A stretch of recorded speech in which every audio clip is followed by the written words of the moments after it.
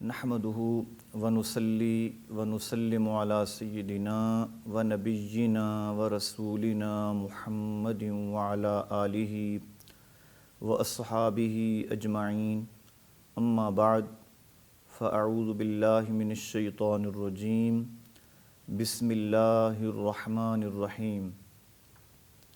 انک لعلی خلق عظیم صدق اللہ العظیم وصدق رسولہ النبی الکریم الصلاۃ والسلام علیک یا سیدی یا رسول اللہ وعلی آلک واصحابک یا حبیب اللہ۔ اللہ رب العزت کی حمد و ثنا اور رسول پاک علیہ الصلاۃ والسلام کی بارگاہ ناز میں ہدیہ درود و سلام عرض کرنے کے بعد رب لم یزل کی بارگاہ بے نیاز میں عاجزانہ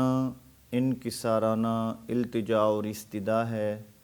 کہ رب کائنات ہماری اس حاضری کو اپنی بارگاہ میں قبول فرمائے۔ عزیزان گرامی قدر، اللہ رب العزت نے قرآن مجید برہان رشید میں ارشاد فرمایا انک لعلی خلق عظیم، کہ بے شک اے حبیب صلی اللہ علیہ وسلم آپ کا خلق عظیم ہے۔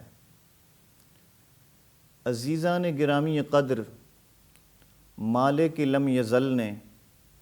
اپنے محبوب صلی اللہ علیہ وسلم کی گود میں اتنا کچھ تو عطا کیا کہ وہ سارے خزانوں کا مالک، رب خود عظمت کی شان کا مالک ہو کر اپنے محبوب کی گود میں اتنا کچھ خیرات تو عطا کی کہ وہ عطا کرنے والا خود زبان قدرت سے بول اٹھا محبوب تیرا خلق عظیم ہے۔ حضرات محترم، ہر انسان کی سیرت میں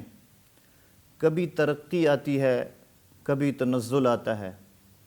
کبھی انسان کی سیرت اوپر کو جاتی ہے، کبھی انسان کی سیرت نیچے کو آتی ہے۔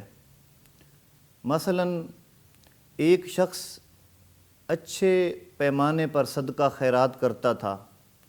لیکن حالات نے اسے ایسا جکڑا کہ اب وہ اس پیمانے پر صدقہ خیرات نہیں کر سکتا، تو اس انسان کی صورت میں تنزل اور انحطاط آ گیا، اس کی سیرت گر گئی۔ اور ایک شخص غریب اور مفلوق الحال تھا اور دست قدرت نے اس کا ساتھ دیا، اس کے حالات سازگار ہو گئے، اس نے اچھے پیمانے پر صدقہ خیرات کرنا شروع کر دیا، تو اس کی سیرت میں ترقی آ گئی، عروج آ گیا۔ تو ہر انسان کی سیرت میں کبھی اتار آتا ہے، کبھی چڑھاؤ آتا ہے، کبھی سیرت اوپر کو جاتی ہے، کبھی سیرت نیچے کو آتی ہے، لیکن اللہ رب العزت نے فرمایا میرے حبیب ہر انسان کی سیرت میں ترقی بھی آتی ہے، تنزل بھی آتا ہے، انحطاط بھی آتا ہے، عروج بھی آتا ہے، لیکن انک لعلی خلق عظیم، محبوب تیری سیرت میں تنزل نام کی کوئی چیز نہیں ہے،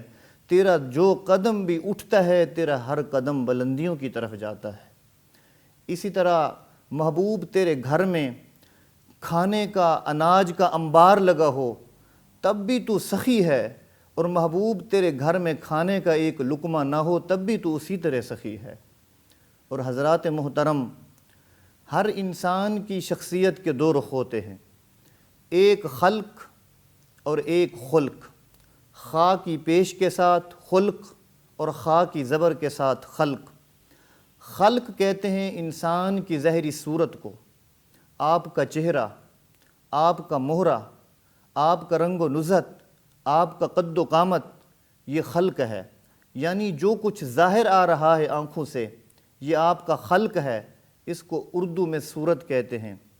اور ایک ہوتا ہے خلق، خے کے پیش کے ساتھ، وہ آپ کے باطنی عادات و اطوار، آپ کی اندرونی خصلتیں، اس کو کہتے ہیں خلق۔ اگر کسی انسان کے خلق میں نقص ہو، یعنی صورت میں نقص ہو، تو انسان کامل وہ بھی نہیں ہوتا۔ اگر کسی کی سیرت میں نقص ہو تو کامل انسان وہ بھی نہیں ہوتا۔ کامل انسان وہ ہوتا ہے جس کی صورت بھی با کمال ہو، جس کی سیرت بھی با کمال ہو۔ اگر کوئی شخص دکھنے میں بہت بڑا خوبصورت نظر آئے، اس کا رنگ بھی ہو، اس کی نزہت بھی ہو، اس کا حسن و جمال بھی ہو،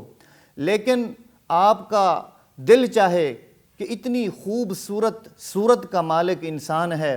ذرا اس کے ساتھ مل بیٹھوں، تو جب آپ اس کے ساتھ اس کے حسن کو دیکھ کر مل بیٹھے تو پتہ چلا وہ سیرت کا بیکار انسان تھا، وہ کردار کا بالکل بیکار انسان تھا۔ لیکن ایک شخص ایسا ہوتا ہے جو قد کا چھوٹا سا ہوتا ہے، آنکھیں اس کی چھوٹی سی ہیں، ہونٹ اس کے موٹے سے ہیں، اور قد کا ٹھگنا سا ہے، اور اس کا کوئی رنگ نہیں، کوئی اس کا قد و قامت نہیں، لیکن آپ کبھی اس کے ساتھ مل بیٹھے تو جب آپ مل بیٹھے تو آپ کو پتہ چلا کہ یہ سیرت کا عظیم انسان ہے۔ تو میرے دوستو، اگر سیرت میں نقص ہو تو کامل انسان وہ بھی نہیں ہوتا، اگر صورت میں نقص ہو تو کامل انسان وہ بھی نہیں ہوتا۔ اسی لیے اللہ رب العزت نے فرمایا وَزَادَهُ بَسْطَةً فِي الْعِلْمِ وَالْجِسْمِ۔ ہم اسلامی معاشرے کا جس کو نمائندہ بناتے ہیں اس کو علمی وجاہت بھی دیتے ہیں، اس کو جسمانی وجاہت بھی دیتے ہیں۔ اور پھر ہم دیکھتے ہیں کہ کوئی شخص سیرت کے اعتبار سے بڑا خوبصورت ہے اور صورت کے اعتبار سے بھی بڑا خوبصورت ہے، لیکن اس کی صورت میں اور اس کی سیرت میں کہیں نہ کہیں جھول نظر آتا ہے، کہیں نہ کہیں نقص نظر آتا ہے، کہیں نہ کہیں کمی نظر آتی ہے۔ مثلا ایک شخص باپ ہونے کے اعتبار سے بڑا اچھا انسان ہے، لیکن وہی انسان بیوی کا شوہر ہونے کے اعتبار سے بالکل بیکار انسان ہے۔ لیکن ایک شخص شوہر ہونے کے اعتبار سے تو مثالی شوہر ہے، لیکن وہ شخص استاد ہونے کے اعتبار سے بالکل بیکار ہے۔ ایک شخص استاد ہونے کے اعتبار سے بالکل مثالی استاد ہے، لیکن وہی شخص اپنے فرائض پر پابندی کرنے کے لحاظ سے وہ بالکل بیکار انسان ہے۔ تو ہم نے بڑے بڑے لیڈروں کو دیکھا، بڑے بڑے زعماء کو دیکھا، بڑے بڑے سیاسی لوگوں کو دیکھا، ہر انسان کی سیرت میں کہیں نہ کہیں نقص نظر آتا ہے، کہیں نہ کہیں جھول نظر آتا ہے، کہیں نہ کہیں کمی نظر آتی ہے۔ لیکن میرے دوستو، ہم سیرت کو جانچنے کے سارے پیمانے اور صورت کو جانچنے کے سارے پیمانے لے کر جب ہم گنبد خضراء کے مکی کی بارگاہ میں جاتے ہیں اور مدینہ منورہ اور مکہ معظمہ کی فضاؤں کو معطر کرنے والے بادشاہ کی بارگاہ میں جاتے ہیں تو ایک نظر حسان بن ثابت کی نظر جب آپ کے رخ انور پہ پڑتی ہے، آپ کے چہرے پاک پہ پڑتی ہے، آپ کے سینے پاک پہ پڑتی ہے، آپ کی پشت پاک پہ پڑتی ہے، آپ کے دانتوں کے جڑوں پہ پڑتی ہے، انداز تکلم پہ پڑتی ہے، اسلوب نشست پہ پڑتی ہے، ہاتھوں کی نرمی پہ پڑتی ہے، قدموں کے تلووں پہ پڑتی ہے، تو وہی حسان بن ثابت بے ساختہ پکار اٹھتا ہے وَأَحْسَنَ مِنْكَ لَمْ تَرَ قَطُّ عَيْنِي وَأَجْمَلَ مِنْكَ لَمْ تَلِدِ النِّسَاءُ خُلِقْتَ مُبَرَّأً مِنْ كُلِّ عَيْبٍ كَأَنَّكَ قَدْ خُلِقْتَ كَمَا تَشَاءُ۔ حسان بن ثابت کہتا ہے یا رسول اللہ صلی اللہ علیہ وسلم، میں نے آپ کو ہر زاویہ نگاہ سے دیکھا ہے، آپ کو ہر طرف سے دیکھا ہے،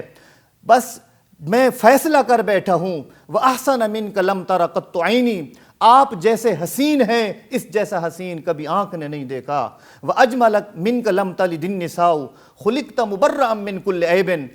محبوب آپ اتنا حسین ہو، لگتا یوں ہے کہ آپ جیسا جمیل کسی ماں نے جنا نہیں ہے، كَأَنَّكَ قَدْ خُلِقْتَ كَمَا تَشَاءُ، جس طرح تم حسین نظر آتے ہو لگتا یوں ہے کہ آپ کے رب نے آپ سے پوچھ کر آپ کو پیدا کیا ہے۔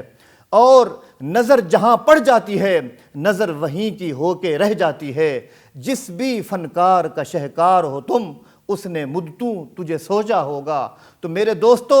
ہمارے محبوب صلی اللہ علیہ وسلم کی صورت بھی بے مثال ہے، سیرت بھی بے مثال ہے۔ تو اس پر میں آپ کو دو واقعے پیش کرنے لگا ہوں، ایک آپ کی سیرت پر کہ آپ کی سیرت بے مثال ہے، ایک آپ کی صورت پر کہ آپ کی صورت بڑی بے مثال ہے۔ ایک صحابی فرماتے ہیں کہ میں 14ویں رات کا چاند چمک رہا تھا، اپنے جوبن پر تھا، میں گھر سے باہر نکلا اور میں نے دیکھا تاجدار کائنات صلی اللہ علیہ وسلم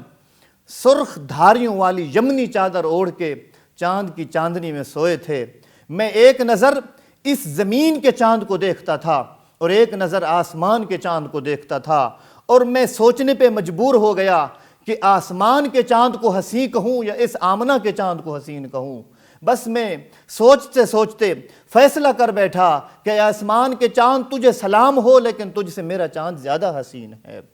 حضور علیہ الصلوۃ والسلام کا حسن اتنا بے مثال ہے کہ حضرت ام المومنین سیدہ عائشہ صدیقہ رضی اللہ تعالی عنہ فرماتی ہیں کہ میں دیوار کے سائے میں بیٹھ کر چرخہ کاٹ رہی تھی، اور آقا علیہ الصلوۃ والسلام میرے سامنے دیوار کے سائے میں گرمی کے موسم میں بیٹھ کر اپنے نالین مبارک کو اپنے ہاتھوں سے ٹانکا لگا رہے تھے۔ قربان جاؤں اس محسن اعظم کی سیرت پر کہ 11 ازواج مطہرات گھر میں بیٹھی ہیں، لیکن تاجدار کائنات وما ارسلناک الا رحمت للعالمین کی شان کے مالک اپنے نالین مبارک کو ٹانکا اپنے ہاتھوں سے لگا رہے ہیں۔ اور آپ فرماتی ہیں کہ آپ کے چہرے مقدس پر میں نے دیکھا کہ پسینے کے قطرے ایسے چمک رہے تھے جیسے آسمان پر ستارے چمکتے ہیں۔ تو میں چرخہ کاٹنے سے رک گئی، اس حسین منظر نے مجھے کام سے روک دیا۔ آقا علیہ الصلوۃ والسلام نے چہرہ انور اٹھایا اور آپ پیار سے ام المومنین حضرت عائشہ صدیقہ سے فرماتے تھے، حمیرہ کیا بات ہے؟ انہوں نے عرض کی، یا رسول اللہ، آپ کے چہرے کا حسین منظر دیکھ کے میں اپنے کام سے رک گئی ہوں۔ آج فلاں قبیلے کا جو شاعر ہے جو حسینوں کے حسن کے تذکرے کرتا ہے، اگر وہ آج آ جاتا اور آپ کی اس ودھا والے رخ انور کو دیکھ لیتا، وہ بھی فیصلہ کر دیتا کہ اس کائنات میں محمد سے بڑھ کر کوئی حسین نہیں ہے۔ یہ آپ کی سیرت بے مثال، آپ کی صورت بے مثال ہے۔ ایک بات آپ کی سیرت پر سنیں، صحیح مسلم کی حدیث ہے۔ صحیح مسلم کے اندر آقا علیہ الصلوۃ والسلام نماز پڑھانے کے لیے مصلی امامت پر کھڑے ہیں، اور ایک بدوی شخص اعرابی دیہات سے آ جاتا ہے اور آواز دیتا ہے، یا محمد صلی اللہ علیہ وسلم۔ آپ نے فرمایا، بھئی ٹھہرو، کوئی سیل آیا ہے، قربان جائیں کہ 1.25 لاکھ صحابہ نماز کے لیے تیار ہے، آپ ایک دیہاتی کی بات سننے جا رہے ہیں۔ وہ آپ کے پاس بات کرتا ہے، عرض کرتا ہے، اے محمد صلی اللہ علیہ وسلم، میں غریب ہوں، میری مدد کریں۔ آپ نے فرمایا، تجھے کیا چاہیے؟ اس نے کہا، مجھے بکریاں چاہیے۔ آپ نے فرمایا، کتنی چاہیے؟ اس نے بکریوں کے ریوڑ کی طرف اشارہ کر کے کہا، مجھے ساری چاہیے۔ اتفاقاً آپ علیہ الصلوۃ والسلام کے پاس کثیر تعداد میں بکریاں موجود تھیں۔ آپ نے پوچھا، کتنی چاہیے؟ اس نے کہا، ساری چاہیے۔ آپ نے فرمایا، ساری لے جا۔ اس نے بکریوں کا ریوڑ ہانکا اور اپنے قبیلے میں پہنچا، اور قبیلے میں پہنچ کر اپنی قوم سے خطاب کرتا ہے، قبیلے والو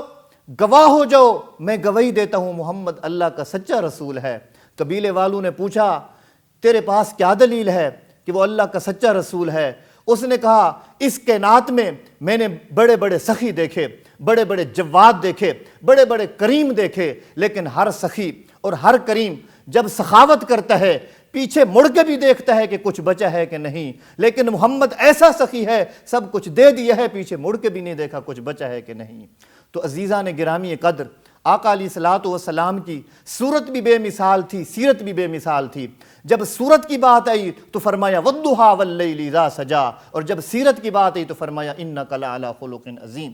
تو اس درس کا خلاصہ یہ ہے کہ جس نبی کے ہم امتی ہیں، جن کا ہم کلمہ پڑھتے ہیں، جن کی محبت کا ہم دم بھرتے ہیں، ان کی ذات کے بارے میں ہمارا عقیدہ یہ ہے کہ ہمارے نبی کا ہر قول بھی بے مثال ہے، ہر فعل بھی بے مثال ہے، آپ کی صورت بھی بے مثال ہے، آپ کی سیرت بھی بے مثال ہے۔ اللہ رب العزت میرے چند جملے اپنی بارگاہ میں قبول فرمائے۔ وما علیہ الا البلاغ۔